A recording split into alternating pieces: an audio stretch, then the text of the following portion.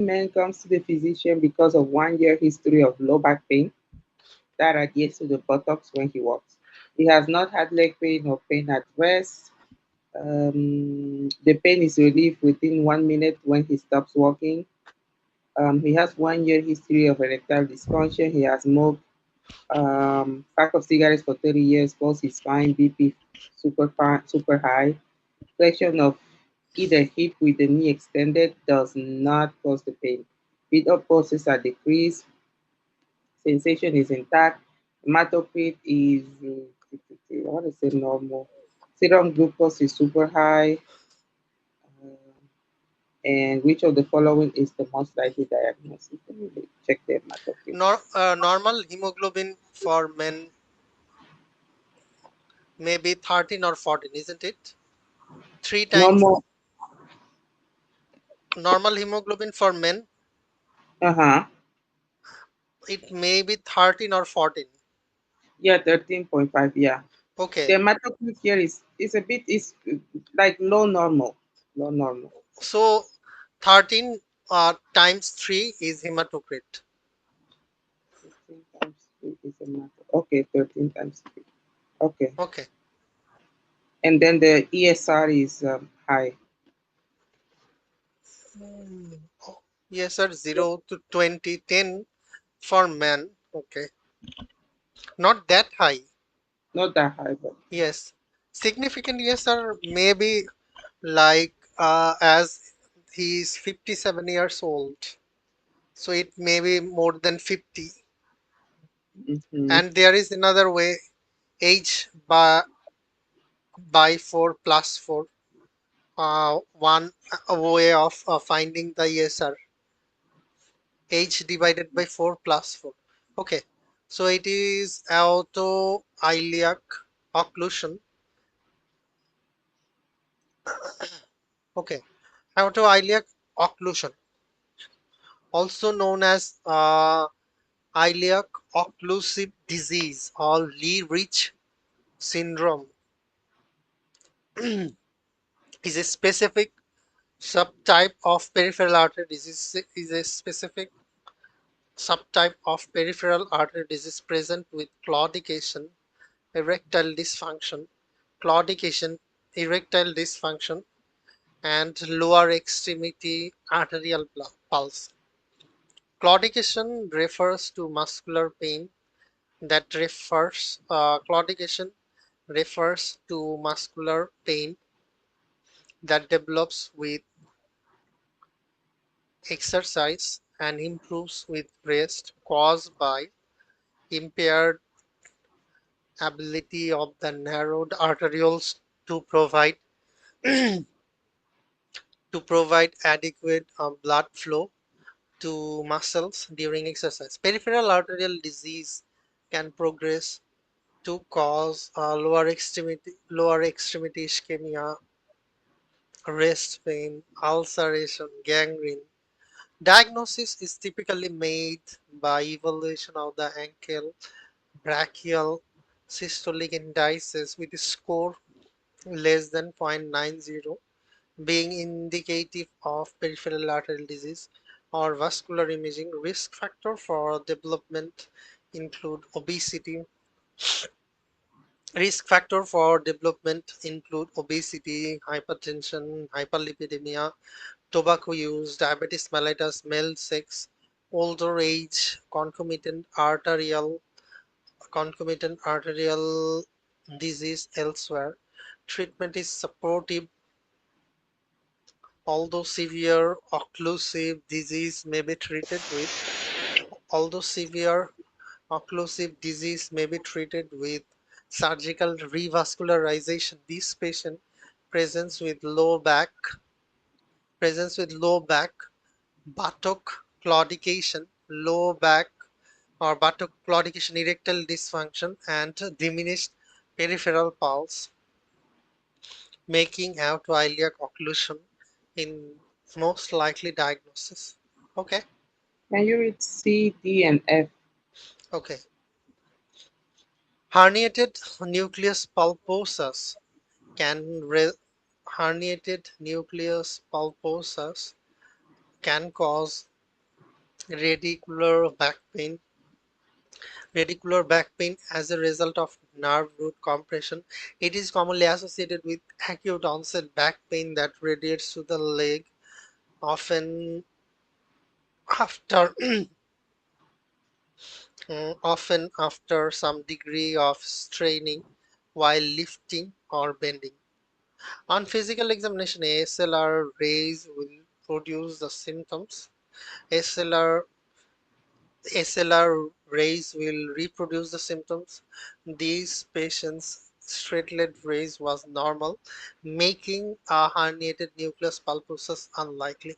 Lumbar discitis is an infection or inflammation of the intervertebral disc in the lumbar region. It would be expected to present with fever, localized back pain without radiation, and limited range of motion as a result of pain, leukocytosis, and increased inflammatory markers.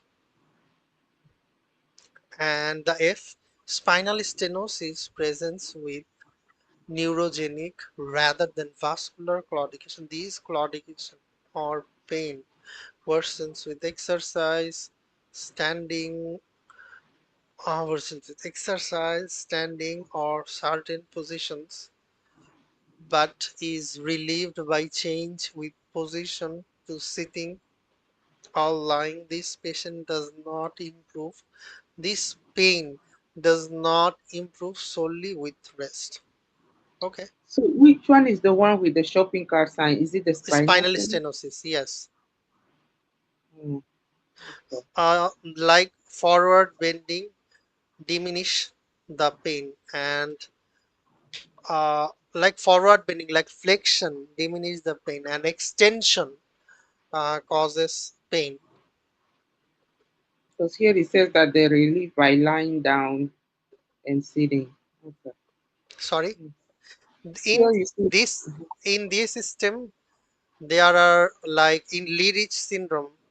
There is a question in the world about this Lee-Rich syndrome where there is uh, like autoileal occlusion.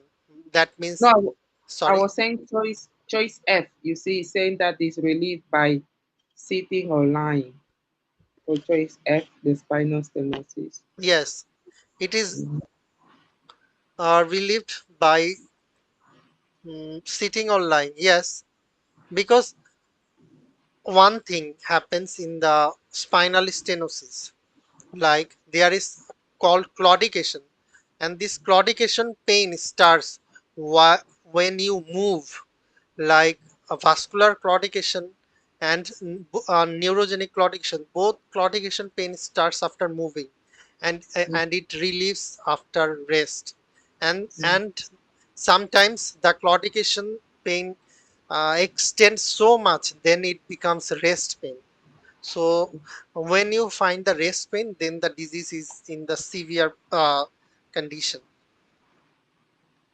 Okay, so spinal stenosis, the stenosis also is relieved by rest.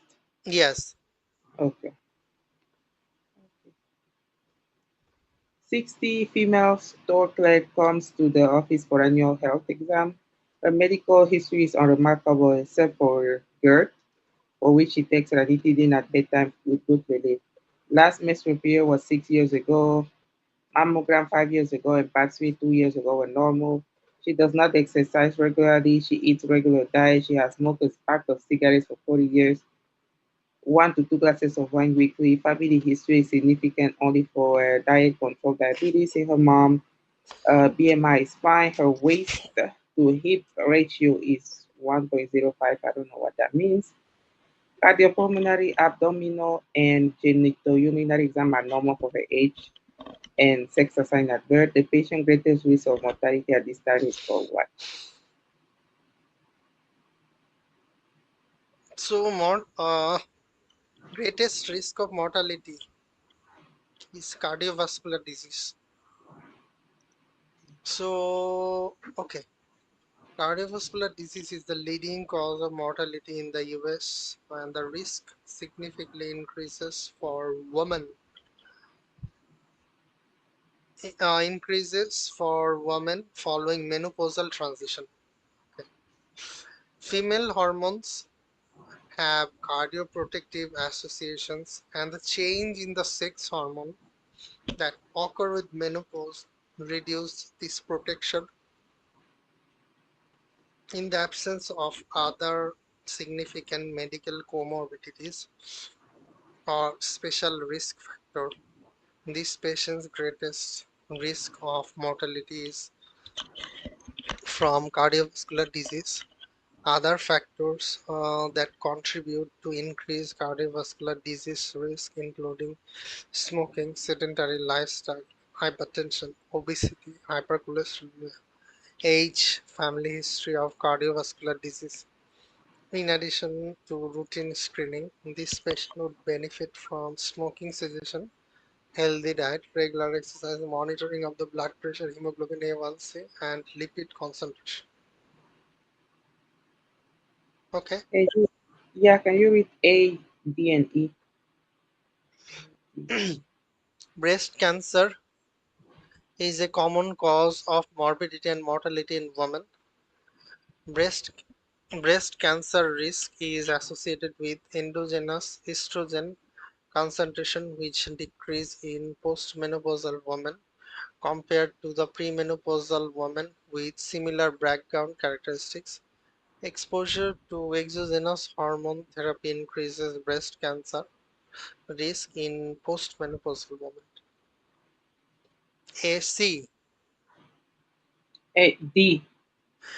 hip fracture risk increases. Hip fracture risk increases as patients age and does increase significantly in postmenopausal women as decreased estrogen concentration increase the rate of bone resorption over bone formation. This leads to decreased bone mineral density, osteopenia, osteoporosis, which increases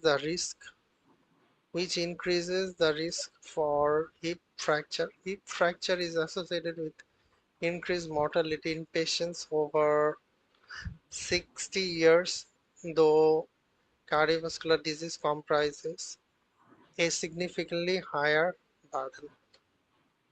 Okay. I don't understand because she's been smoking for 4 years. What is it, not lung So, cancer? yes, in this question, this is like it is common before menopause, like Mm-hmm. in Bangladesh or in we tell the woman, we counsel the woman in such a way that woman has no heart, so they do not got the heart attack like cardiovascular disease. But after Mm-hmm. menopause, so Mm-hmm. it works for before menopause, because in menopause there are some hormones. It actually gives support for not having heart attack, for not having cardiovascular disease. But after menopause, as there is no hormonal support, so male female ratio for being cardiovascular disease is common. In case of male, they got cardiovascular risk from the very beginning of the life, because Mm-hmm. most of the women are not smoker. The Mm-hmm. males are smokers, so they got the cardiovascular risk for very early period. So and that they are trying to I mean, even though she is mm, smoker, but her hormone gives support, so that's why cardiovascular risk factor before menopause, it is very uncommon. Okay. Okay. 36 men brought to the ED but after he developed chest pain in Disney while attempting to This ratio is very like female got very less cardiovascular disease in Bangladesh also, because in our country the most of the women are not smoker, not mm-hmm. alcoholic, so uh, it is because of religion issue and because of customs issue also. Like Substances. uh, female uh, female get scolded by the parents or by others if Mm-hmm. they start smoking, but it does not go for the men. Okay, it is not like people don't like it. No, but that's good. Yes, That's that's that. good. Yeah. 36 men brought to the ED after he developed And chest pain in smoking and 18. alcohol actually causes problem in the pregnancy also. Yeah, definitely. Yes, I okay. mean, yeah, definitely. I don't get the. I mean, the alcohol, I get it every now and then. The smoking, I just don't get the smoking part. I don't get it. Really. Oh, 36-year-old man brought to the ED after he developed chest pain and dyspnea while attempting a 10K run. He has had mild asthma for several years, but he takes no medications. He says that he has developed a non-productive cough. Recently, he had no fever, but he noticed a decrease in his appetite and 5 pound weight loss during the past 6 weeks. Pulse is, I guess, a bit high, respiration high, BP low, pulse oximetry of oxygen on room air is 92, breath sounds are diminished on the right, and there is increased resonance on percussion. Chest X-ray is shown which of the following is the most appropriate treatment at this time.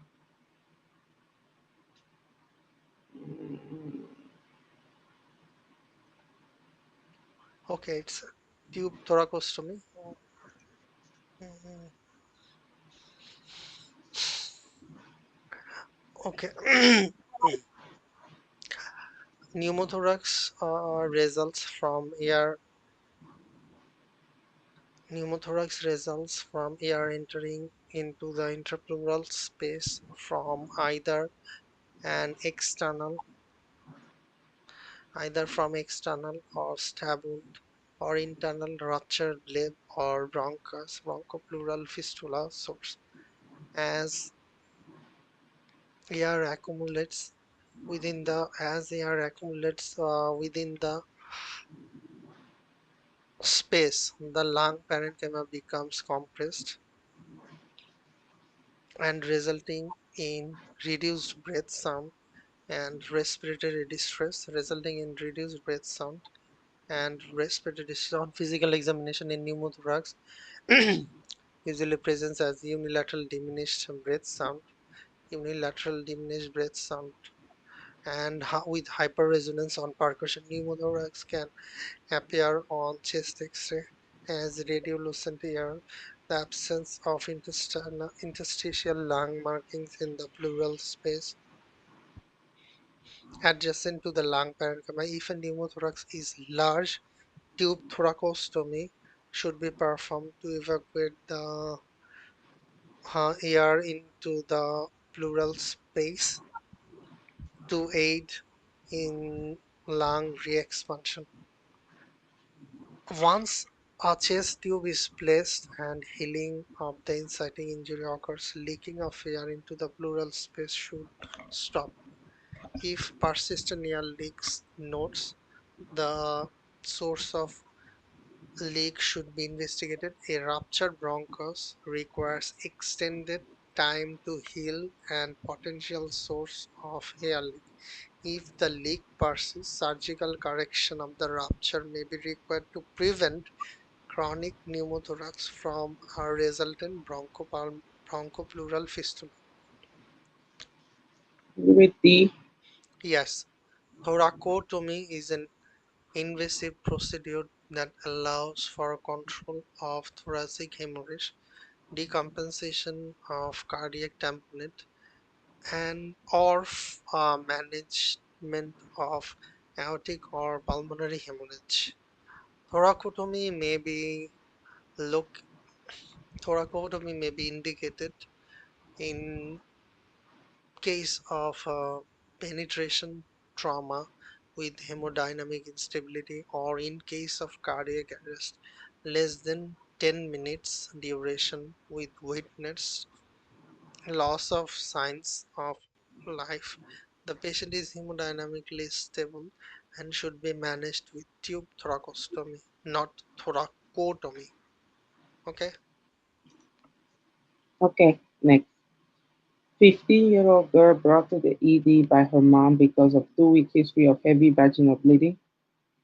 Menarche was at 14. Menses occur every 21 to 35 a day interval and Can you last 10 explain days. the fourth thing, like when thoracocentesis, then thoracostomy, then surgical thoracotomy, isn't it? And there is one point like removing the air from the lung, like if there is tension pneumothorax, what is the procedure? I totally forgot. I know this usually thoracostomy first before thoracotomy. I think that's what we read on the question that we were Initially the given. thoracostomy, then Yeah, if it then does not the corrects, and there is one question we got, like if there is fluid comes more than 1.5 liter, uh-huh. then thoracotomy, surgical thoracotomy should be done. 1 point, yeah, it's right 1.5 here. liter, yes. The part I don't, yeah, is right here. What is the treatment of hemothorax, thoracostomy? Now, I don't know if this applies for hemothorax and pneumothorax or just for hemothorax. You get what I'm saying? Um, On that like, one, like so thoracostomy, then thoracotomy, does it apply to both air in the lungs and blood in the lungs for both hemothorax and maybe, pneumothorax?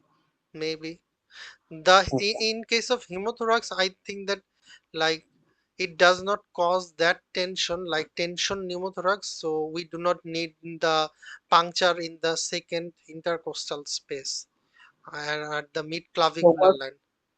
so what would you do for tension pneumothorax? Tension pneumothorax, for confirmation, we just put a needle in the second intercostal space and relieve the air, relieve the tension. I forgot that process.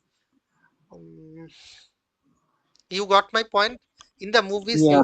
you have seen like a good doctor and lots of doctors. They are Mm-hmm. in the good doctor. There is first episode. The baby, sorry, the doctor uh, do the tube thoracostomy with the help of alcohol bottle, and initially he remove the air like tension. Initially he removed the tension pneumothorax, just putting a needle in the second intercostal space at the mid clavicular line. What does is there any name of this procedure? I actually forgot. Okay. Okay.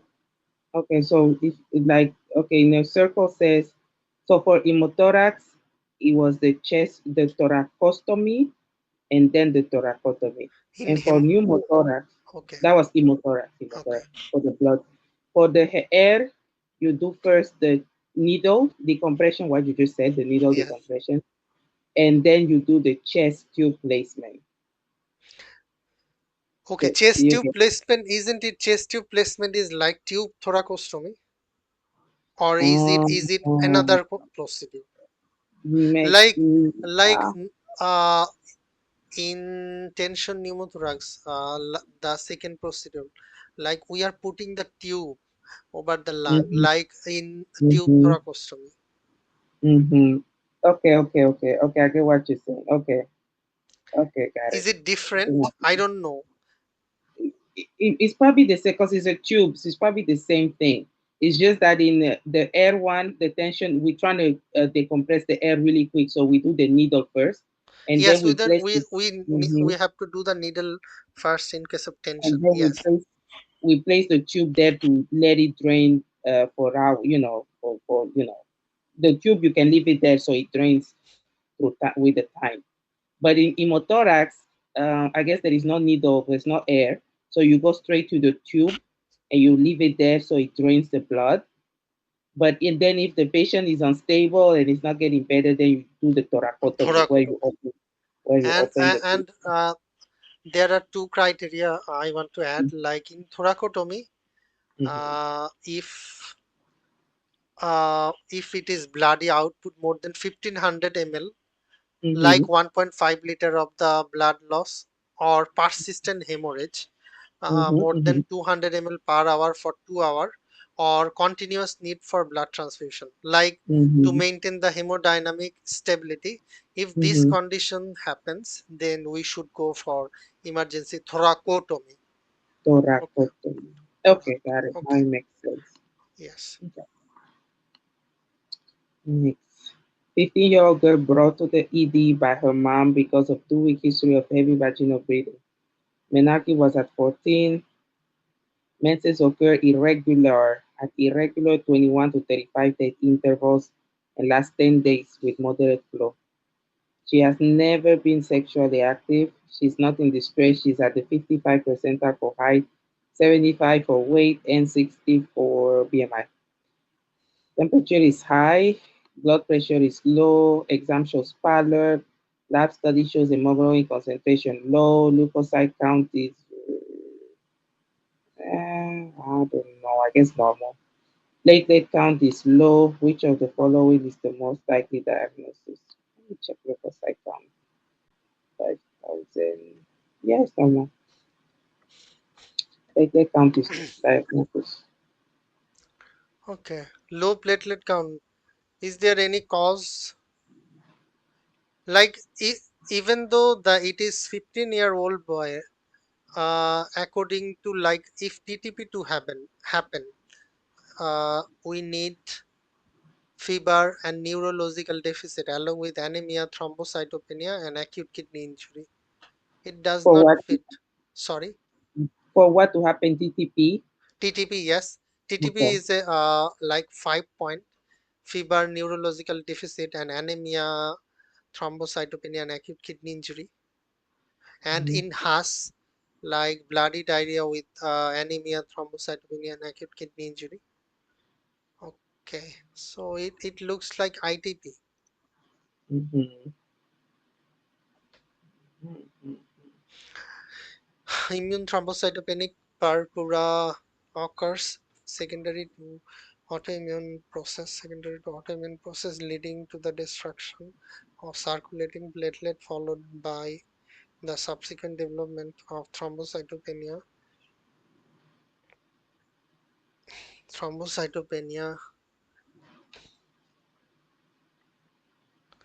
Okay. Immune thrombocytopenia occurs secondary to an autoimmune process leading to the destruction of circulating platelet followed by the subsequent development of thrombocytopenia,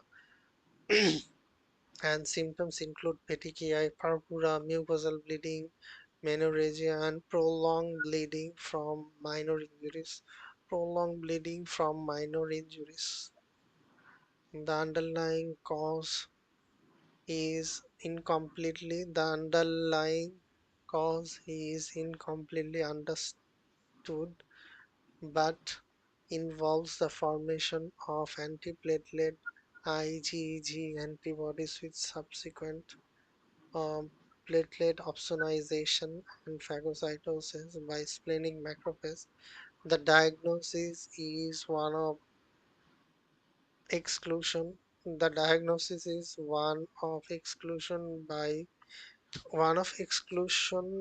after other potential causes of thrombocytopenia such as viral infection, hematologic malignancy, and adverse effect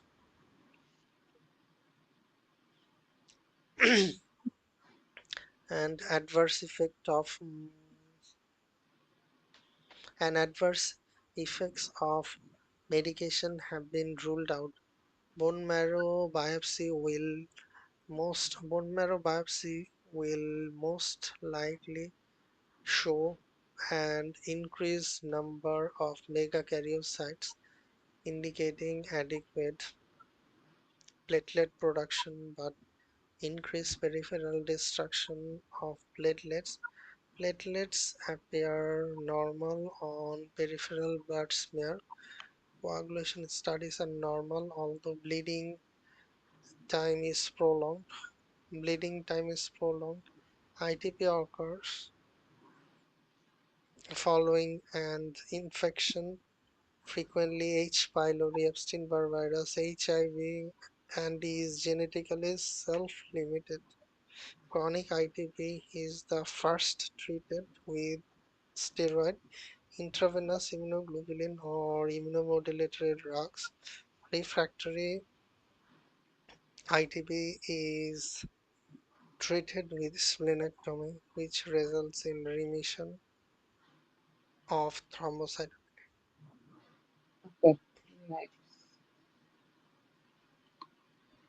49 men comes to the office because of a 2 week history of dark urine.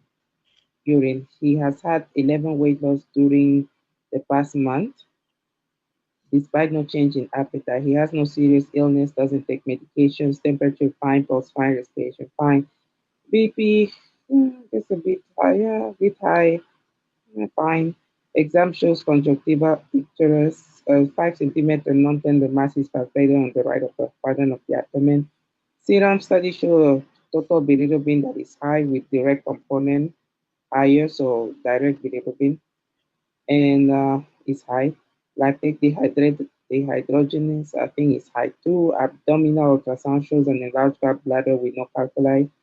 2 centimeter wide common bile duct with no calculi that tapers at the Your distal end. screen is stuck. What? Okay, let me stop sharing. Yes. Mm, let me start sharing again. Hmm, share entire screen. Okay, now. Okay, now, yes. Okay. Where am I? Mm, Abdominal ultrasound shows an enlarged gallbladder with no calculi, a 2 centimeter wide common bile duct with no stone tube that tapers at the distal end. I don't know what tapers mean. Okay. And a 5 centimeter mass in the head of the pancreas. Okay. CT scan of the abdomen shows a 5 centimeter mass in the head of the pancreas compressing the superior mesenteric vein and partially encasing the superior mesenteric artery. Results of fine needle biopsy shows hypochromatic pleomorphic cells with high nucleus to cytoplasmic ratio. Further diagnostics show no evidence of metastasis. Which of the following factors is most predictive of a poor prognosis in this patient? Okay. Pancreatic cancer is associated with high mortality rate. It as it commonly presents as becoming locally invasive or metastatic. It classically presents with fatigue, unexplained weight loss, and painless jaundice. Physical examination may disclose hepatomegaly, cachexia, and right upper quadrant or epigastric mass or palpation of the abdomen, distended, non-tender. Gallbladder results of lab studies frequently show conjugated hyperbilirubinemia indicative of cholestasis secondary to compression by a pancreatic head carcinoma, as seen in this patient. For tumors arising in the body or tail of the pancreas, for tumor arising in the body or tail of the pancreas, migratory superficial thrombophlebitis, as well as arterial or venous emboli can occur occasionally. Pancreatic cancer is discovered as an incidental finding on an imaging study used in the evaluation of another pathology. Risk factor for its development include smoking, obesity, and family history, or genetic predisposition, among others. Treatment with surgical resection is the best curative option. A mass isolated to the pancreas is more likely to be more likely to be resectable. A mass isolated to the pancreas is more likely to be resectable and thus associated with improve prognosis. One concentration to surgical resection is the encasement of the superior mesenteric artery. Encasement of the superior mesenteric artery, which is seen in this patient. As such, the patient cannot undergo surgical resection of the tumor and has increased mortality given advancement and involvement of vital major vessels. But I don't understand the poor prognosis. Oh, they're just saying that if the tumor has already like um is circulating is around the vessels, so you cannot do surgery there because you have the risk of like injuring the vessels once you're trying to remove the tumor is like glued to the vessels. So if you try to remove the tumor with surgery, you have a chance of like breaking breaking the vessel. So he's not a candidate for surgery anymore because the tumor is glued to the vessels. So since he's not a candidate for surgery, he has more probability of dying from the tumor because you cannot remove the tumor at that point. Okay, So it will make sense. Yeah. yes. 60 men comes to the ED 6 hours after the onset of shortness of breath associated with non-productive cough. 1 year ago, he was diagnosed with mild hypertension. His pulse is a bit high, respiration high, BP high. Hmm. Otoscopy eye exam shows arteriolar narrowing, but no papilla edema. There is no peripheral edema, S3, S4, and crackles at the base of the both lungs are heard. JVP is high, distended. Which of the following is the most likely diagnosis? Okay, JBP is distended. There is crackle. Looks like heart failure. Mhm. Right heart failure. Is this right heart failure due to left heart failure? Maybe. Probably. Okay.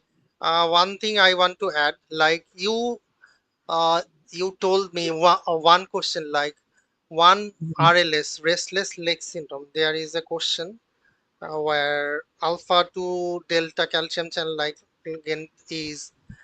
I told you to that this is used nowadays, isn't it? Do you Yeah. remember?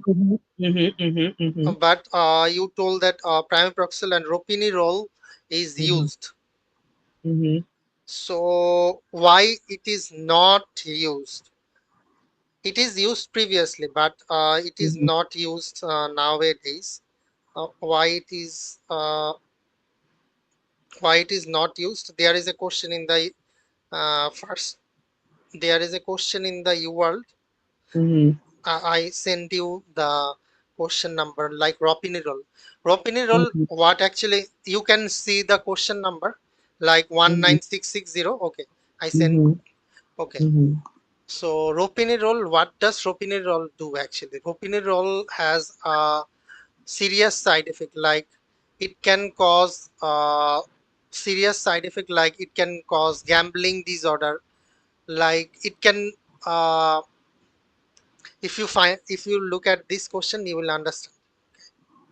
Mm-hmm. Just go to the ID.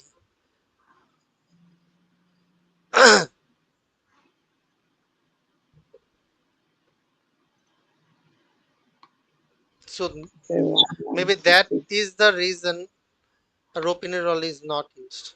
Okay, impulse control behavior. Okay, okay, look at the answer. The best initial. Okay, the elderly patient with no psychiatric history has now symptoms suggesting of mania, impulse, overspending, abruptly quitting job, elevated mood, insomnia, pressured speech, new onset behavioral changes in an older patient with no psychiatric history should be consideration of medical and substance medication related causes. This patient taking ropinirole, dopamine agonist, we know that. Okay, the the best initial look from here. The best initial is discontinue the offending drug, and monitor the mental status. So, medication induced behavioral changes are usually reversible and resolved quickly once the drug is stopped. So, ropinirole can cause impulse related disorder Mm-hmm. like new psychiatric got new psychiatric problem, Okay. impulse control disorder. Okay. Okay, that's why it is not You. used nowadays. Okay. Okay. Got it. Oh. Okay, now the explanation. This patient's history, signs and symptoms, and examination findings are consistent with acute congestive heart failure. On physical examination, there is S for gallop, as suggestive of a stiff and non-compliant left ventricle, and S3 suggestive of reduced time of the left ventricular chamber. Jugular distension and pulmonary crackles are suggestive of impaired forward flow of blood. Retinal arteriolar narrowing is associated with chronic hypertension. Hypertension is a common cause of congestive heart failure and is considered a modifiable risk factor. Chronic hypertension may result in left ventricular hypertrophy as a result of constant work against increased increased overload. The thickened myocardium result in impaired left ventricular relaxation and increased diastolic filling pressure that lead to left atrial enlargement and right-sided heart failure over time. Okay, You read D as a dog. constrictive pericarditis. Constrictive pericarditis is typically presents with sharp chest pain that is aggravated by inspiration and relieved by sitting or leaning forward. A coarse sandpaper-like friction rub may be heard on auscultation. Physical examination findings also include fever, hypotension, tachycardia, pulses, paradoxes, and the Kussmaul sign, an increase in jugulovenous distension during inspiration. Okay. Next. Immediately after 70-year-old pre-gravida patient, immediately after delivery to a 17-year-old pre-gravida patient, a 1 pound male newborn fails to breathe spontaneously and has a pulse of 30. The mother had no prenatal care and says that her last menstrual period was 3 months ago. Hmm. Exam of the newborn shows a dermatocele and feet, dark red skin without laguna. Eyelids are fused, he's hypotonic, all four extremities are in extension, the nipples are barely visible, testes are undescended, and several minutes of mask valve resuscitation with 100% oxygen. And chest compression, the pulse falls below 30, and there are still no spontaneous respiration. Which of the following is the next step? Okay. The newborn has undergone premature delivery, likely during the first or early second trimester pregnancy, evidenced by newborn size, incompletely developed eyes, nipples, and extremities, and lack of lanugo.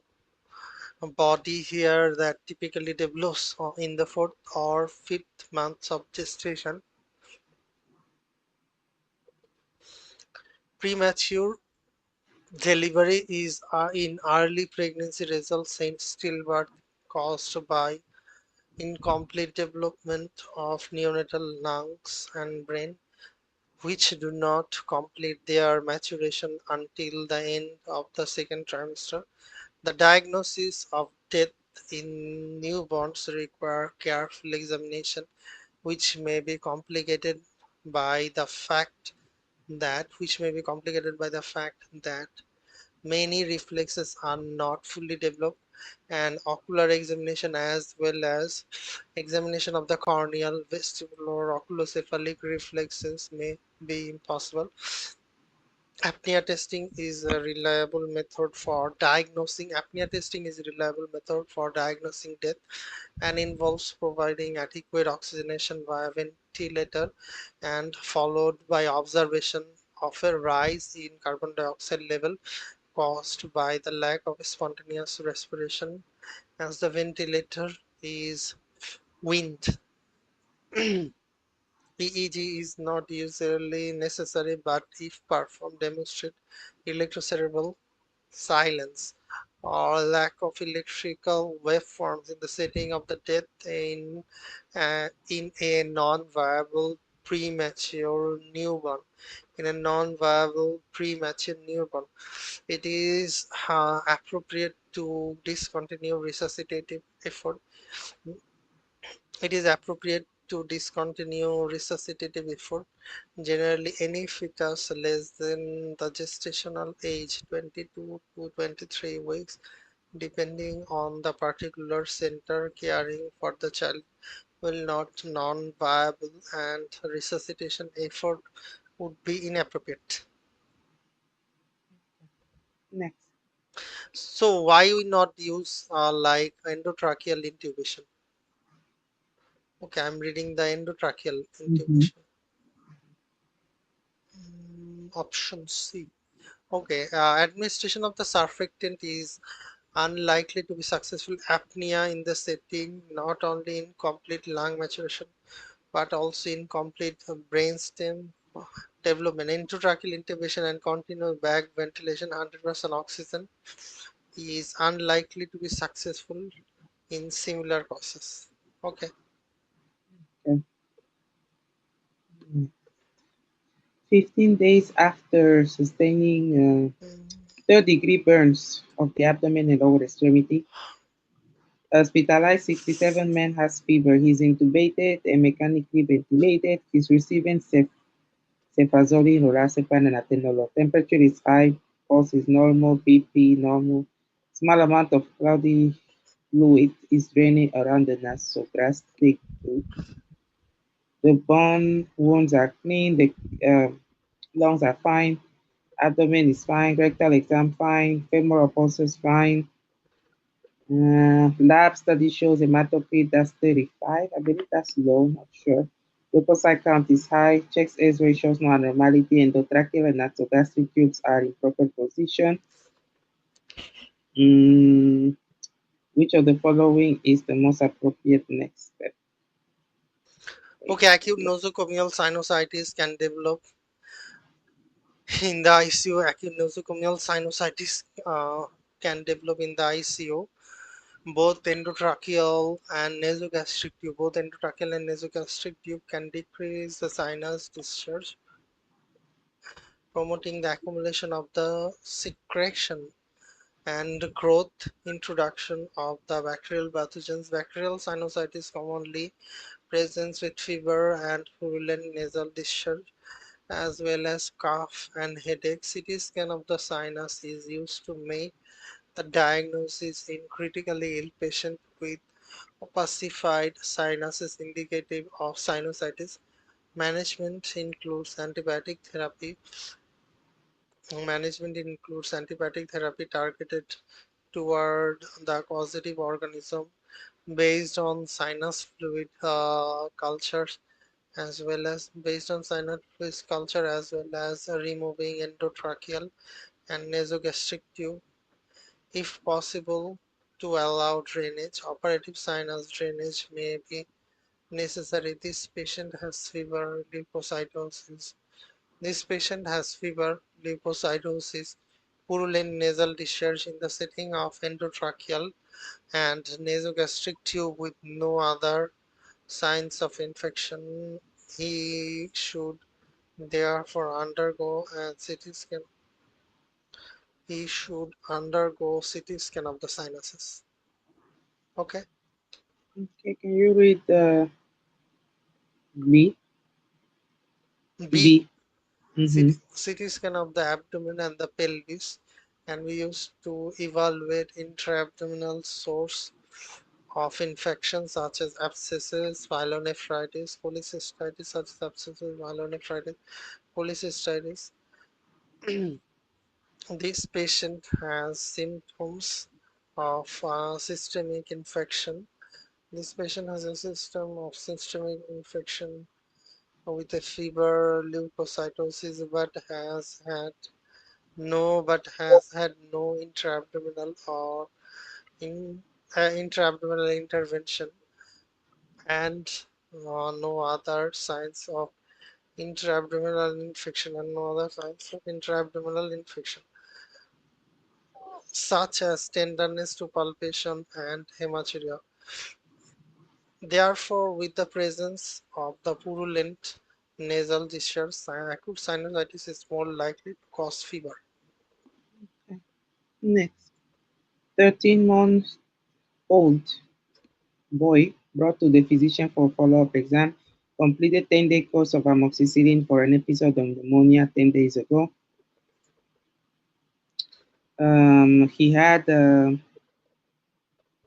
He has had 4 episodes of pneumonia since birth and had severe chickenpox at the age of 8 months. He is below the 5 percentile for length and weight.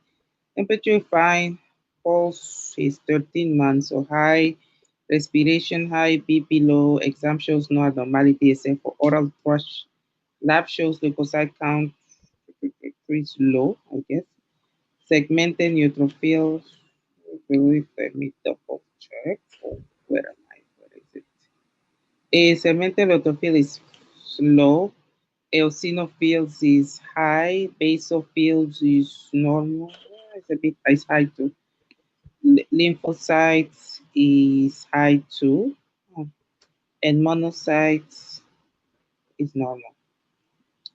CD4 T lymphocyte count is low and a low lymphocyte proliferative response. And a low lymphocyte proliferative response. Which of the following is the most likely diagnosis? There's a lot going on. What is your diagnosis? I guess it's combined since the T lymphocyte has an issue too, so it's combined immunodeficiency. White T lymphocyte has com- combined immunodeficiency. Combined. I am thinking the Wait, CVID, common wait. So it's variable. not. So it's KID. It's not CVID. It's KID, right? I'm not. I'm saying yeah, it's Common KID. var- yes, it is SCID. Severe Okay. combined immunodeficiency like B and T cell deficiency. It is Yeah, not cause CVID. yeah, CVID will be only B. B, yes. Yeah. Okay. Okay. That's why it is the right answer. Because initially that things fits for babies, Bruton for babies. And Okay. recurrent infection happens in the Brutons also. Mhm. But the T lymphocyte, low T lymphocyte and candidal infection and low neutrophil looks like common variable immunodeficiency, like severe combined immunodeficiency disease. Okay, now explanation. Combined immunodeficiency described as a syndrome of failed B and T lymphocyte syndrome of B and T lymphocyte activity leading to impaired cellular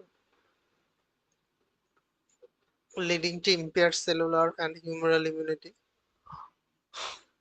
There are a variety of causes of combined immunodeficiency.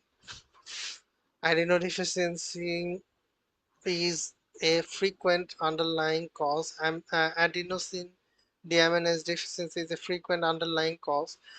The patients present with numerous infection in early life and characteristically manifests as common variable characteristically manifest as a combination of viral, bacterial, fungal infections. Common infection include otitis media, oral thrush, pneumonia, gastroenteritis, cutaneous fungal infection. Infants may demonstrate failure to thrive or developmental delay.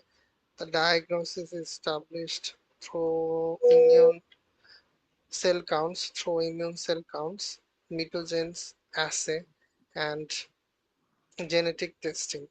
Chest X-ray may show the absence of thymic shadow. Treatment is aimed to apply appendectomy. Sorry, keyboard. Mm, Treatment is aimed toward appropriately preventing and treating infection. Currently, the definitive treatment is bone marrow transplantation, although genetic therapies are under development in clinical trial. Okay. Okay, next. 28 hours after undergoing uncomplicated elective right total knee replacement. 76-year-old woman is alert and fully oriented but has nausea and pain in her right hip. 8 hours later, she is found unresponsive. She has hypertension.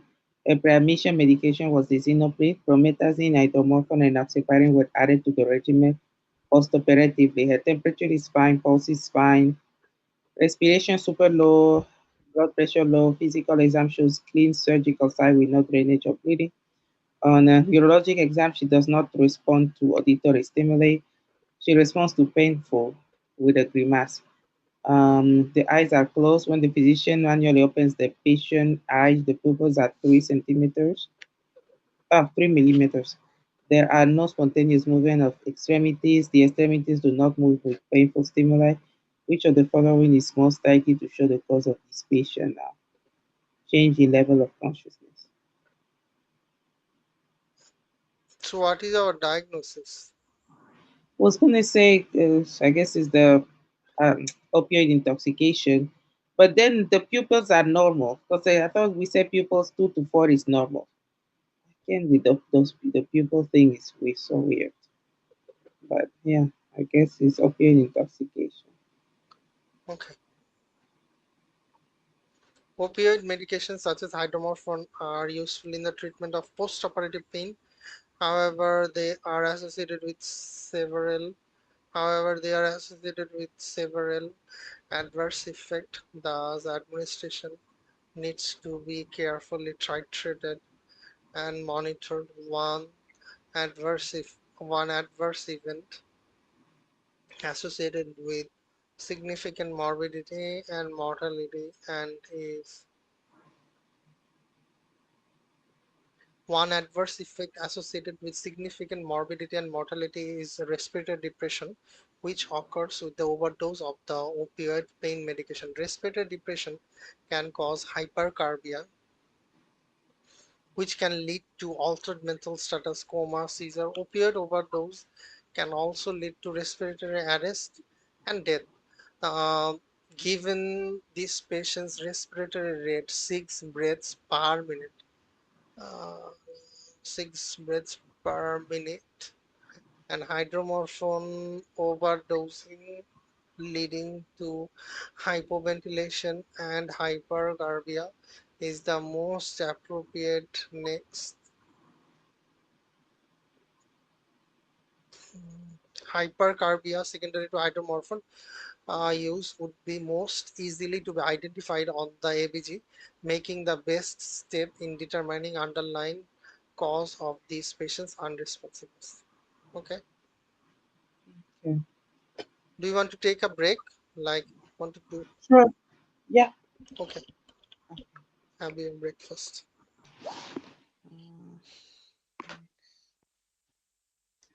78-year-old man comes to the physician because of a 2 week history of mild right knee pain, especially when she's a woman. Right knee pain, especially when she walks upstairs. During this time, she has also had stiffness in her knee in the morning. She enjoys walking around the neighborhood but has been unable to walk because of the pain. She has GERD and takes omeprazole occasionally. Vital signs are normal on exam. Active and passive range of motion of the right knee is full. There is moderate crepitus and no effusion. Which of the following is the most appropriate pharmacotherapy? So it's osteoarthritis. Mm. Acetaminophen is most appropriate medication to administer to this patient. Likely has osteoarthritis. Older patient most commonly develop osteoarthritis in the most commonly develop osteoarthritis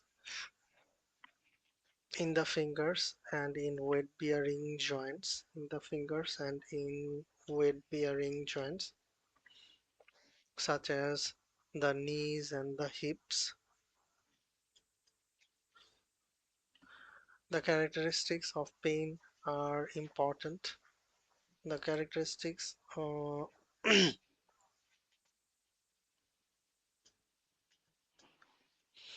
the characteristics of the pain are important in differentiating away from inflammatory arthritis such as rheumatoid arthritis, which can often present in older patient. Osteoarthritis tends to worsen throughout the day with continued use, whereas inflammatory pain tends to be worse in the morning and improve after about an hour ago of continual use. Brief stiffness in the morning may occur in osteoarthritis but typically resolves within about hours. The diagnosis is clinical, although plain film X-ray may be helpful and often show giant space narrowing, osteophyte formation, and subchondral sclerosis. First-line treatment of osteoarthritis include acetaminophen. Other medication include NSAID, inflammatory NSAIDs, and although these should be avoided in patients, although these should be avoided in a patient with a history of gastrointestinal bleeding, CKD, topical NSAID preparation are another viable alternative that provides relief to some patients without the systemic effects of oral NSAIDs. Okay. Okay, thanks. Meta-analysis of 9 small randomized controlled trials is performed to evaluate the efficacy of inhaled steroid therapy in patients with a persistent cough after an upper respiratory tract infection. Results of one of the trials show statistically significant benefit with an average reduction in cough of five Okay, can days. one thing I want to ask you, like in the Mm-hmm. management of osteoarthritis, do Mm-hmm. you remember in the first aid there was a box, like in Mm-hmm. management of arthritis there is non-pharmacological treatment, Mm-hmm. then exercise, weight loss. If symptom persists, topical or oral NSAID may be needed. Mm-hmm. On that, like they do not talk about acetaminophen, then why it is the answer? Look at this box. It does not fit with this answer. I know acetaminophen is safe for older patient. I got it. Mm-hmm. But this patient does not show any CKD, and it is not that we cannot give NSAID to the older patient. Is there any hard and fast rule? I don't think so. Yeah, because she has GERD. This patient had GERD, Oh, so you then cannot give yes, NSAID. okay, Yeah, okay. she has So GERD. I missed this Yeah. part. Mhm. Yeah. Yeah. If not, I guess it would have been a ibuprofen NSAID. But she has GERD. Okay, Yeah. now it makes sense. Mhm. Meta-analysis of 9 small randomized controlled trials is performed to evaluate the efficacy of inhaled steroid therapy in patients with persistent cough after upper respiratory infection. Results of one of the trials show statistically significant benefit with an average reduction in cough for 5 days in the treated group compared to the control group. Two other studies show p-value benefits of it's not statistically significant, 0.07. The results of the studies are shown which of the following is the strongest rationale for performing a meta-analysis. So why do we do a meta-analysis? That's basically the question. Okay, so it's your subject. Okay, Well, while randomized control trial, while randomized control trial, I need to hire you for the last. but during the exam this day, I Yes. called Maria. Okay, while randomized control trial from the gold standard of the medical research and generate more powerful evidence than other forms of observational or descriptive studies. Sometimes I give the biased question, I give the answer of biased questions like if one question, like if any answer fits me better, then I give the answer, even if I haven't read the question. So they remain susceptible to error. A common form of error results from limitation in the number of the study participants, which in turn limits statistical power or the ability of the study to detect a difference between groups in one exist. Increasing the power of a study can generally be completed through larger sample size and improving precision in measurement. When the power of a study is increased, the incidence of type 2 error decrease. When the power of studies increase, the incidence of type 2 error decreases. A type 2 error occurs when a study demonstrates no difference, the null and alternative hypothesis, when in fact a different exists. The type 2 error rate is calculated by subtracting the power from 100%. The meta-analysis is a form of study in which statistical analysis is performed to combine the results of multiple studies addressing the same question. Meta-analysis is useful for overcoming limitations of the constituent studies within the meta-analysis by pooling the results of multiple studies. Meta-analysis reduces the risk of type 2 error caused by the smaller sample size within each constituents randomized controller. However, meta-analyses are susceptible to their own errors, primarily related to inclusion criteria, statistical methods, and the error of constituent studies. Okay. Does it make sense? Does it make sense? No, I only remember the word you have said. Meta-analysis increases. Meta-analysis mean increase the power of the study. Yeah. Is there Well, anything to remember? no, You no, that's okay? all. That's all. That's why You they do you it. just you just give me the gist of any question of the biostat because I actually don't understand lots of question. It I don't know why I try to understand, but it I know don't know why it goes over my head. No, I get it. I took a step one and I didn't study any biostats. I kept pushing until the last minute. Biostat in Reno, I was like, I'm going to study during the last month. During the last month, last month came and I was like, during the last 2 weeks. During the last 2 weeks, 2 weeks came and I was like, yeah, there is no way I can study all this. Just it's fine. Thank God my exam didn't have like no Reno and just a little bit of biostat. And Okay, I was like, thank you, Jesus, because I would have failed. But I didn't study no biostat, no renal. I okay. wanted to do the same for this. Well, I did the But same for but this. is it possible like But because in NBME like the previous NBME, lots of biased Mm-hmm. question is present, and in this Yeah. NBME there are lots of question of the biased. So Yeah. I don't think that we can get over a narrow escape from this time. Yeah, I don't think. No, no, no. I took the exam twice. There is you. Yeah, you're gonna find there is gonna be bias that.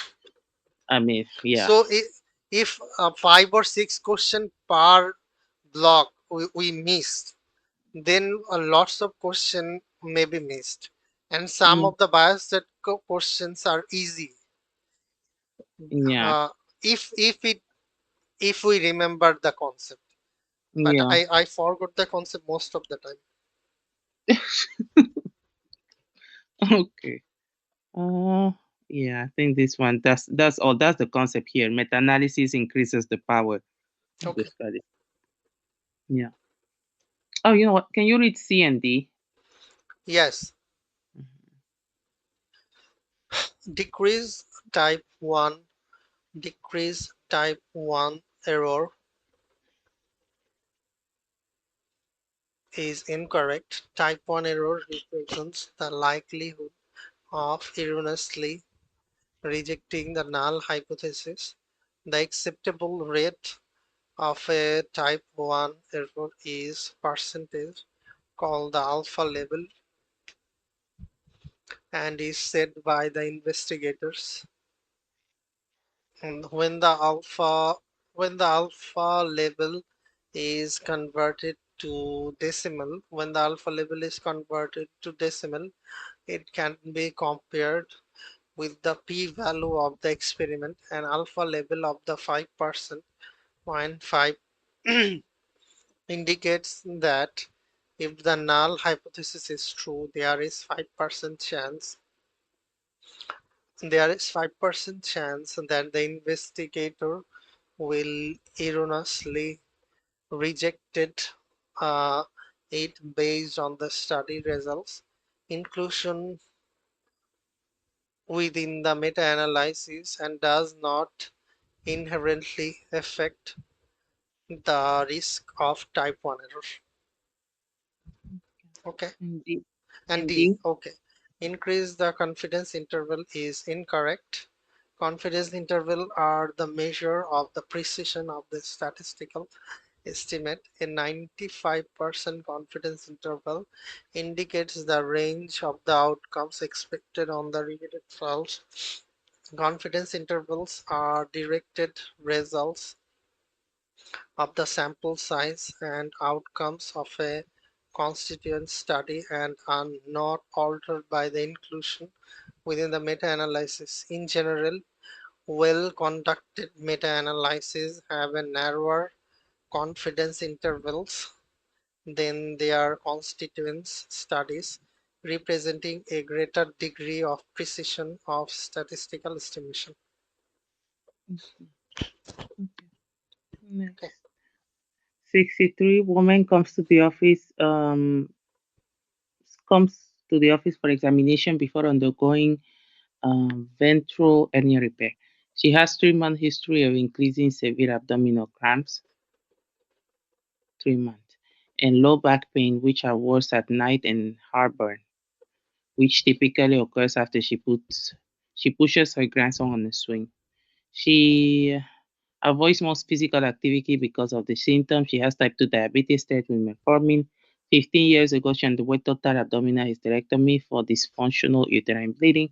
She smoked a pack of cigarettes for 8 years but quit 35 years ago. She is BMI is fine, vital signs normal, cardiopulmonary exam fine. There is strong obesity. 10 out of 10 easy reducible mass is palpable under the midline scar. Okay, which of the following is the most appropriate next step in management?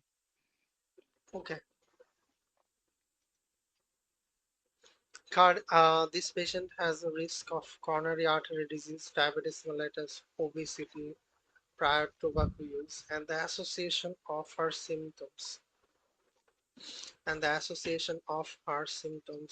within with exertion warrants further workup. Cardiac stress testing is the next step.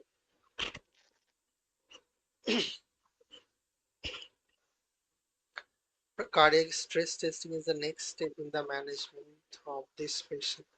There are multiple ways of the stress test to be performed. Professional society guidelines provide various algorithms on stretching, selecting selecting the appropriate test for each patient. The most important clinical factor to consider is whether the patient can tolerate exercise. Other factors to consider include underlying conduction abnormalities that may make an exercise stress test that may make an exercise stress test um, dangerous or difficult to interpret. For this patient, a pharmacological stress test with cardiac imaging is preferred test. Cardiac stress scintigraphy assesses the myocardial perfusion at rest and under stress, which may be induced by exercise or by vasodilatation. It is the most sensitive, non-invasive test for assessing coronary artery perfusion. Okay. Can you read D? Yes.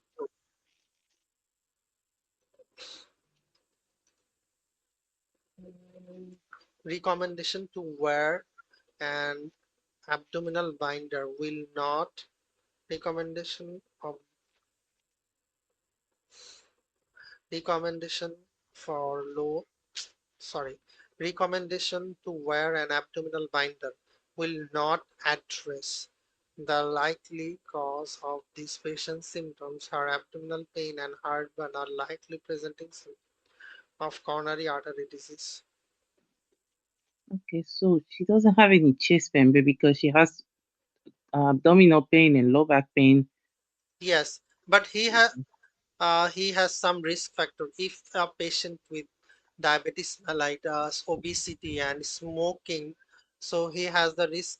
He is in the risk of having cardiac disease. That is the reason. Like if you remember the ASCVD for primer for statin, Mm-hmm. when we are giving statin therapy, we are giving statin therapy when LDL is more than 190, when age is more than 40 with diabetes. So Mm-hmm. age is 40 with diabetes. That patient may have the uh, coronary artery disease. So that's why we are giving statin, even if his cholesterol is low. Even if Mm-hmm.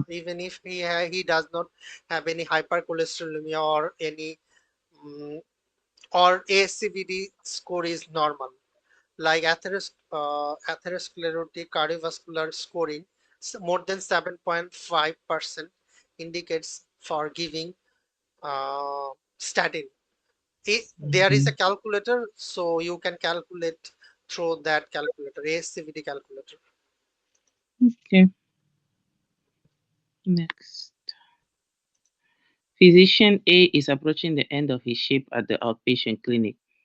When he hears the sound of glass breaking in Physician B office. When Physician enters Physician B office to ensure that she's okay, um, he sees her cleaning up pieces of wine glass. Physician B, In our country, people skip this drug. Do you know which why? one? The yeah, statins. Uh huh. Do you know why? Why? Why? Because they can do the lipid profile by themselves, and Oh, then really? they understand that, oh, my total cholesterol is normal, so I do not need to take. Oh. So you need to make you have to make them understand with the documentation. Look at here, the in the book it has written. So lots of people try to make them understand in such a way, and I have seen plenty of people they are escaping statins because they do not think that it is important. It's an important because the cholesterol is. Normal, and they think that total cholesterol is the main thing. Yeah. So They do it by themselves. This is the problem. Like if you have easy resource, then Mhm. people will not gonna listen to you. Okay, that makes sense. Uh, okay. Oh, physician B says she bought a bottle of wine earlier today and initially intended to bring it home, but she decided to open it and drink it a little because she was stressed following a meeting with the department chair. Physician B says she was just about to go see her last patient of the day. Which of the following is the most appropriate immediate action by physician A? Okay. The most appropriate immediate action of for physician who witnessed that a colleague is intoxicated is to take steps to ensure that their colleagues do not continue to see patient while impaired. The witnessing physician should then report the impairment to the appropriate authorities. Most state medical boards legally require this reporting. States typically provide physician healthcare health programs to evaluate, treat, and monitor physician with substance use disorder or substance use disorder or other impairing mental or physical conditions.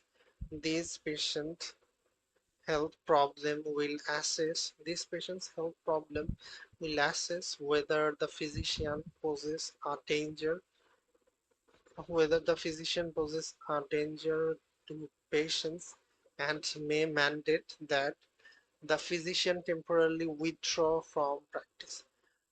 Impaired physician may present with mood changes, worsening personal hygiene, increased mistakes, decreased productivity, or decreased functioning in social interactions.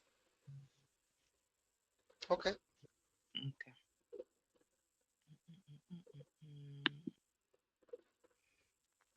65 men comes for follow-up 5 days after discharge from the hospital, where he received treatment for an exacerbation of COPD.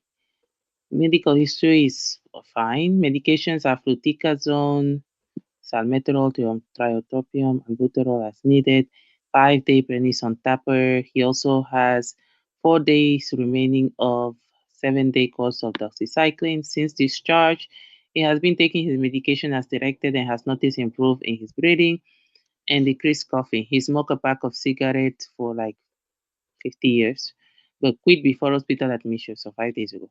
No alcohol, vital signs normal.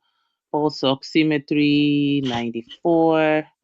An auscultation of the lung discloses decreased breath sounds with occasional wheezings and no crackles. Cardiac exam, soft S1, S2. There is no clubbing of the digits or edema of the extremities. In considering this patient risk of readmission, which of the following is the most appropriate management? Okay. Pulmonary rehabilitation is the recommended for Global Initiative COPD Gold, Global Initiative for Chronic Obstructive Lung Disease, Global Initiative for Chronic Obstructive Lung Disease for Group BCD. COPD, as it has been shown to improve symptoms and quality of life as well as reduce hospital administration for COPD exhibition. These are patients who experience moderate to severe COPD symptoms or at high risk for observation for exacerbation and hospitalization. Pulmonary rehabilitation is the primary exercise training to improve conditioning and strengthen respiratory muscle, but many programs also offer lifestyle and behavioral counseling as well as psychological and social support. Many patients with COPD also benefit from breathing training to improve ventilation by avoiding rapid and shallow breathing. This reduces air trapping and dead space ventilation. You read ABC. Yes. Incentive spirometry is useful to prevent pulmonary complication in the postoperative patients and improve ventilation in patients with atelectasis. It does not it does not have significant role in routine management of COPD. Long-term prednisolone therapy is not recommended for the management of the COPD because of serious adverse effect of chronic use and increased risk for morbidity and mortality. Short-term use of glucocorticoid is standard treatment for acute exacerbation. Oxygen therapy is strongly recommended for COPD patients with chronic exertional nocturnal hypoxemia, as it has been shown to improve overall survival in patients with peripheral oxygen saturation 88% or less. This patient demonstrate adequate oxygenation, and oxygen therapy is unlikely to provide benefit at that time. And Oxygen. Oh, sorry, sorry. I was going to ask, oxygen saturation is the same thing as the PO2, is it? yes, yes. Okay. Alright. Okay. Sorry, did you finish or did I cut you off? The last one, suppressive azithromycin. Oh, Uh, no, no, that one. No, it was ABC only. C is, I have already read the C. Okay, next. Mm, 32 primigravida woman at 16 weeks gestation comes to the physician for a prenatal visit. She has bipolar disorder. Her medication are lithium and prenatal vitamin. Physical exam shows the uterus consistent in size with 16 weeks. Mental status, she's cooperative and fully oriented. She has normal mood and congruent affect.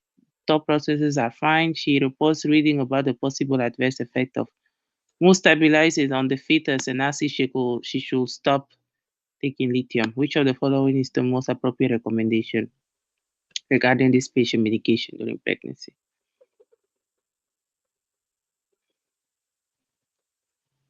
Okay.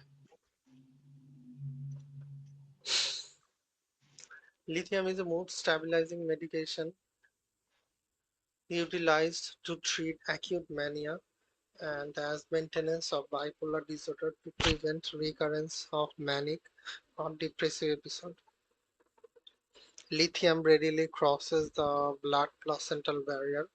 There is mixed evidence that lithium is associated with increased rate of cardiac malformation if it used during the first trimester.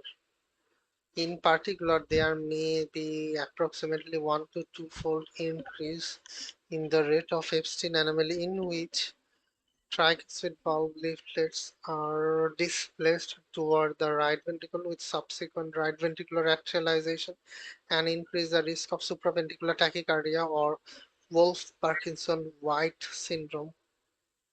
Wolff-Parkinson-White syndrome. However, the overall rate of Epstein anomaly remains low even when lithium is continued during the first trimester, and the risk for potential fetal abnormalities must be weighed against the risk to both mother and the fetus with acute mania or depressive episode, which may include death. Data on long-term development of potential fetal abnormality must be weighed against the risk to both mother and the fetus associated with acute manic or depressive episode. Which will include death. Okay, data on long-term development, the risk of exacerbation of the patient's bipolar disorder if continued during pregnancy. Careful dose monitoring should be performed as dose adjustments are often necessary because lithium's narrow therapeutic index and changes in body weight and metabolism associated with pregnancy. Fetal cardiac ultrasonography is recommended if lithium is continued in during pregnancy. Cardiac ultrasonography is recommended. Okay, You read B. yes. Switch to lithium carbonate to carbamazepine is not recommended. Carbamazepine is a voltage gated sodium channel blocker, can be used as a mood stabilizer in bipolar disorder. As an epilepsy, it is also associated with neural defect. In general, switching from one mood stabilizer to another is associated with increased risk of illness exacerbation. This patient has done well with the lithium and is passed the first trimester, should continue the lithium management. As he passed the first trimester and nothing happened, so he can continue the lithium. Mhm. Okay. 30-year-old primigravida woman 10 weeks gestation comes to the office for a first prenatal visit. She has PCOS. She conceived following clomiphene, and her only current medication is prenatal. BMI is guess 30. Exam shows utero consistent in size within a week. Which of the following is the most appropriate uh, recommendation for this patient during her pregnancy?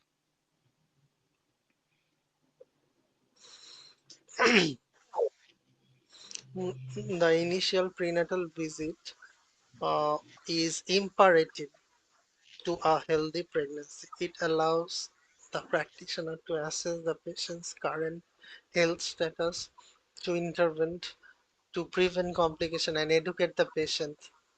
During the visit, obstetrician can complete comprehensive history, comprehensive history and physical examination, order order appropriate lab testing and imaging. These visits should specially the include an assessment of immunization status, substance use, medical problem, family history of irritable disease, height and weight, and a baseline vital signs such as blood pressure. Recommendations for weight gain during pregnancy, which can be established as it as these infants uh, uh, as these initial prenatal visits are based on patients' pre-pregnancy BMI. Those who are underweight uh, are recommended to gain 20 to 40 pounds, while those with obesity are recommended to gain 11 to 20 pounds. This is because who are underweight are increased risk of having newborn, who are small for gestational age, whereas patients with obesity increased risk of having newborn who are large for gestational age. Is additional weight gain in patients with baseline obesity can also increase the risk of gestational hypertension, preeclampsia, gestational diabetes, and cesarean delivery. Thus, mm, the most appropriate recommendation for this patient to limit pregnancy weight gain to recommend 11 to 20 pounds to prevent pregnancy complication. This is additionally important given her history of polycystic ovarian disease, which increases the risk of diabetes. Okay. Previously Can healthy you speak. summarize it? Oh, um, oh, she has PCOS and she's already overweight. She's 30. She's already kind of obese, I guess. So we don't want her to gain more weight. If not, the baby can come like really big and will cause a lot of complications. I think that's what they're saying. Yeah. Okay. Mhm. I was confused with this one, fasting, insulin, whatever, but I forgot. Pregnant women don't do the fasting one. They do the oral glucose challenge thingy. Yes, OGTT oral glucose. Yeah, the other answers don't really make sense. Yes. Yeah. Can you tell me Previously where healthy. 72-hour fasting insulin concentration is seen? Ah, fasting insulin. Is it? Was it the insulinova? Yes. Yeah. I feel like I'll never forget that one. In the 72-hour thing. Okay. Previously, LT57, man comes to the ED 1 hour after sudden onset of severe occipital headache. 1 hour. Temperature is fine, pulse is fine, respiration fine. BP is high. He is mildly lethargic but oriented to person, place, and time. Neurologic exam shows no abnormality. A CT scan of the head shows no abnormality. Which of the following is the most appropriate next step in management? Okay.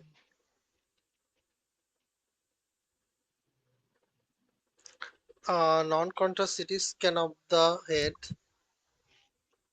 Wait, shows wait. no Oh, abnormality. Sorry. oh, I thought you were. I didn't know you started reading. Okay. Okay. So non-contrast CT scan of the head is highly sensitive but not perfectly sensitive method of detection of subarachnoid hemorrhage. So this patient has 1 hour sudden severe onset of occipital headache. So he has hypertension, looks like subarachnoid hemorrhage, which must be excluded in the setting of severe headache with hypertension. CT scan is most sensitive to detect subarachnoid hemorrhage when performed within 6 hours from the onset of symptoms and may reveal hyperdense and may reveals hyperdense blood products in the subarachnoid space or on ventricle. The sensitivity of a CT scan of subarachnoid hemorrhage declines over time from the sensitivity of the CT scan for subarachnoid hemorrhage declines over time from the onset of bleeding with smaller volume hemorrhages. Patients with presenting history concerning for subarachnoid hemorrhage would have a negative CT scan should undergo emergent lumbar puncture for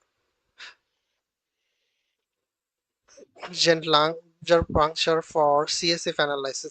Lumbar puncture is useful for identifying subarachnoid hemorrhage, including xanthochromia, increasing opening pressure, and increase CSF fluid concentration of the red blood cell that does not clear across the severe tubes of the collected fluid. Okay, Can you read D?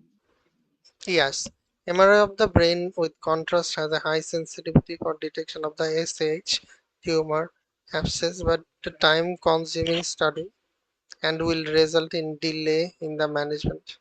Lumbar puncture will allows for more immediate detection of subarachnoid hemorrhage.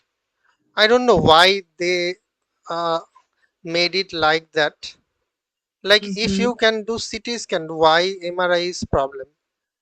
In our country, we can do CT scan as early as possible. Then it is very tough to do lumbar puncture because Yeah. lumbar puncture is done by the physician. So Mm-hmm. a physician may not be available all the time. Mm-hmm. So I will. MRI, sorry, I will think like if CT scan if CT don't work. scan is inconclusive, Uh-huh. but you are still thinking that it is SH, then a Uh-huh. lumbar puncture is accurate because in lumbar puncture If you get RBC, there is Mhm. no on CSF study where RBC is present. Uh, in SH, and I think that in herpes simplex encephalitis may have slightly RBC. These two. Mhm. Mhm. Apart from these two, no one has presence of RBC in the CSF study. That's why it is easier maybe to Mhm. diagnose a case with subarachnoid hemorrhage. Okay. Mhm. 45 women comes to the clinic because of a 2-month history of increasing severe epigastric pain, bloating, and intermittent nausea and vomiting. During this time, she has had decreased appetite, resulting in like 8-pound weight loss. She has hypertension and diabetics. The condition have been poorly controlled during the past 2 years because she has not been adherent with her medication. The patient has no history of operative procedures. Medication, metformin, insulin, atorvastatin, lisinopril, aspirin. She appears well. BMI is high. Temperature is fine. Pulse is fine. Respiration fine. BP fine. Abdomen is protuberant and there is no organomegaly or tenderness to palpation.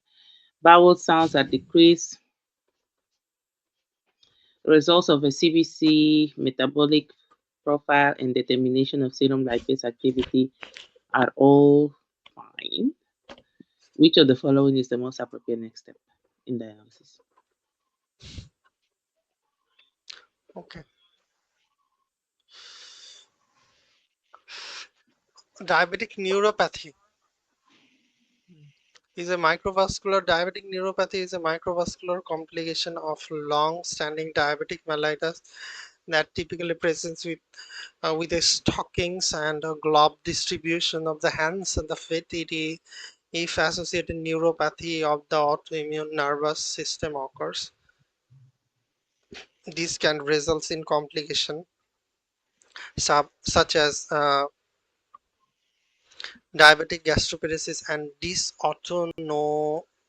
dysautonomia. Gastroparesis typically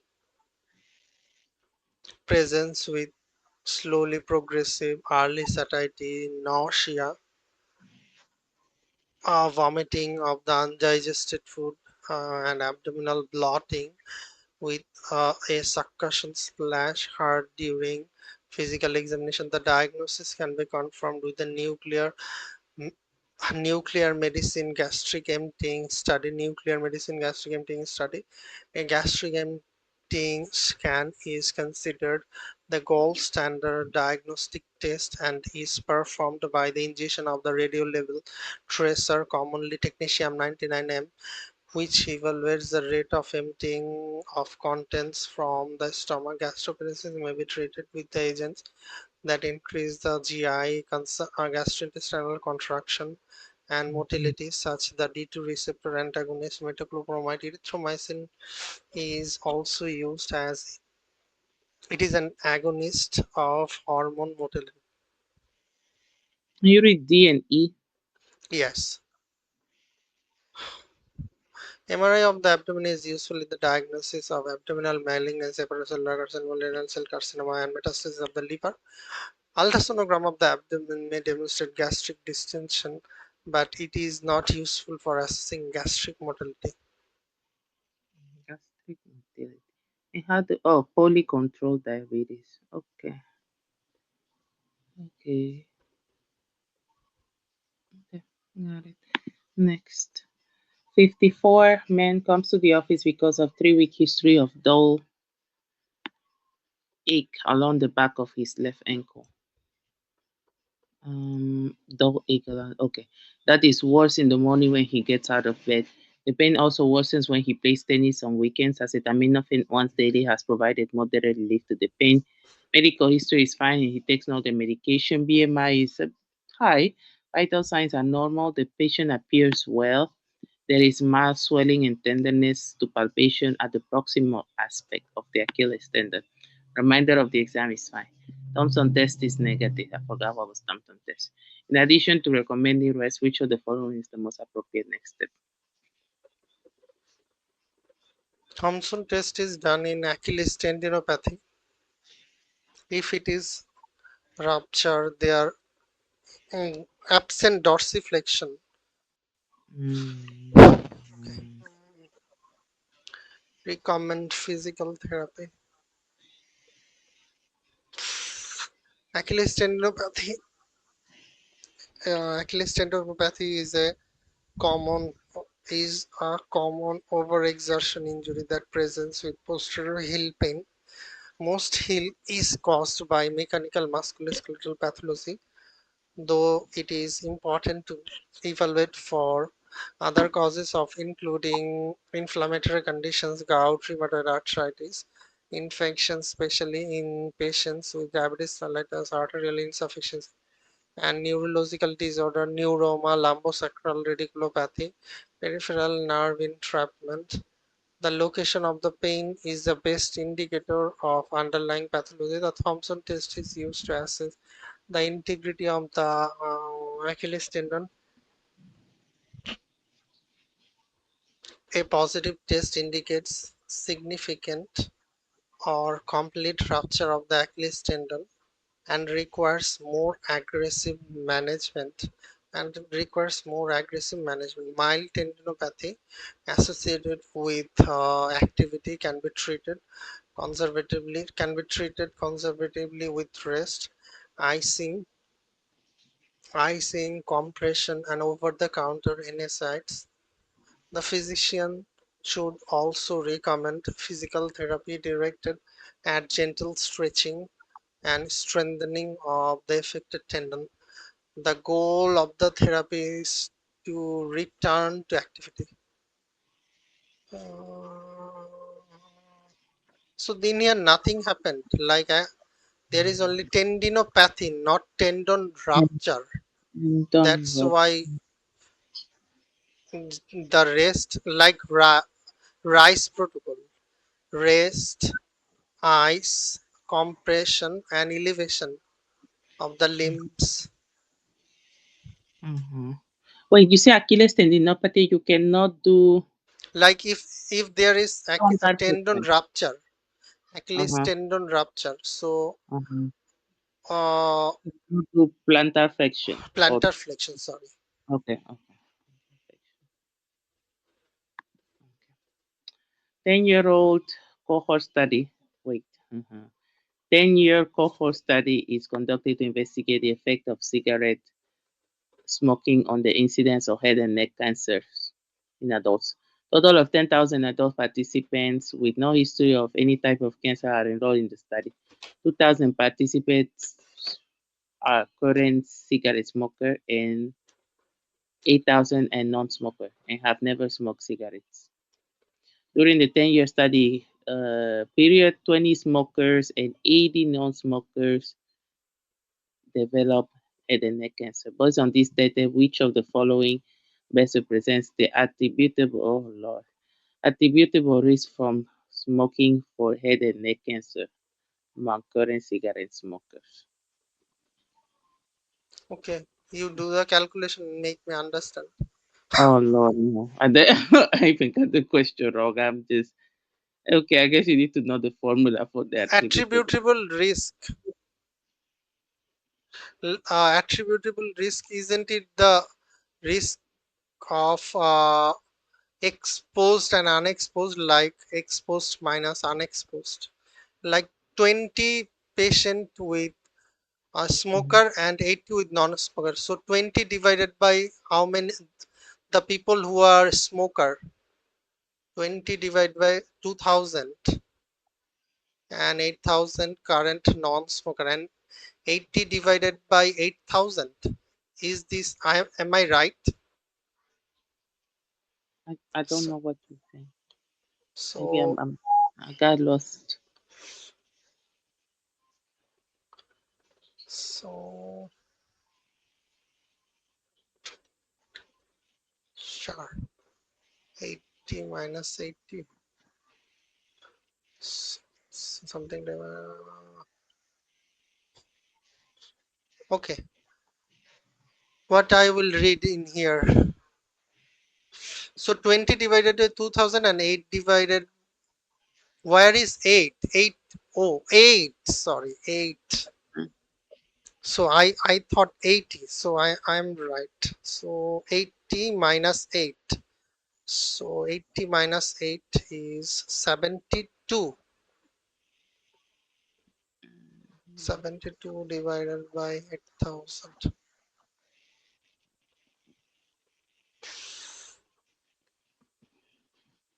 So in the calculation, like if you see the last line, like attributable risk can be determined by 20 divided by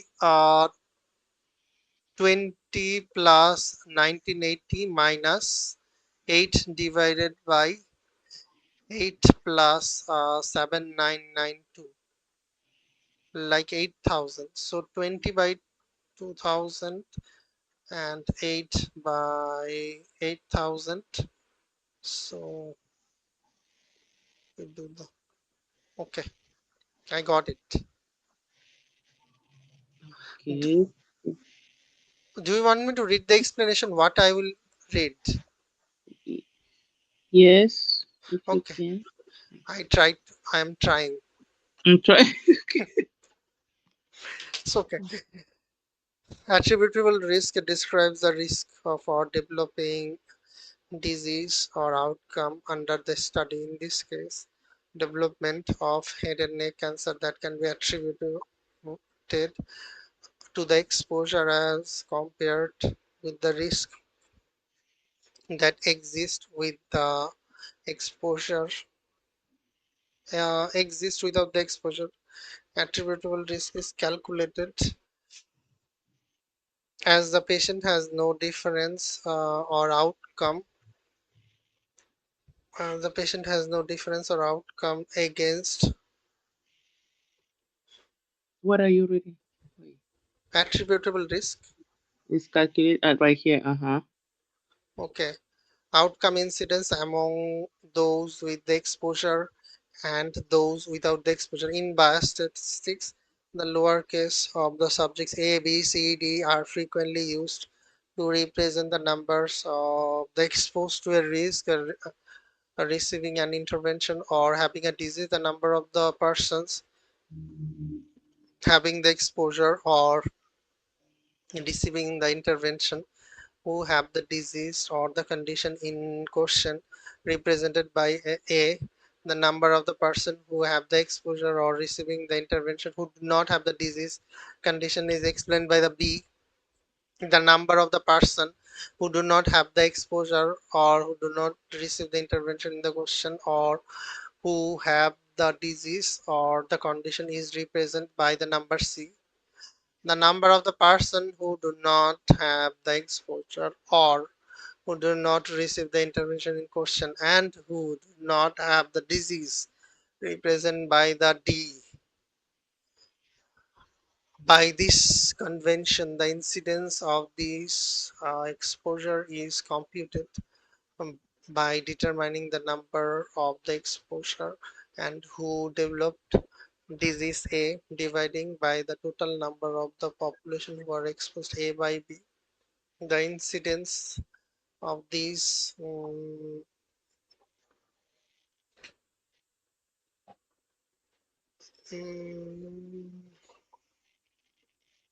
Right here.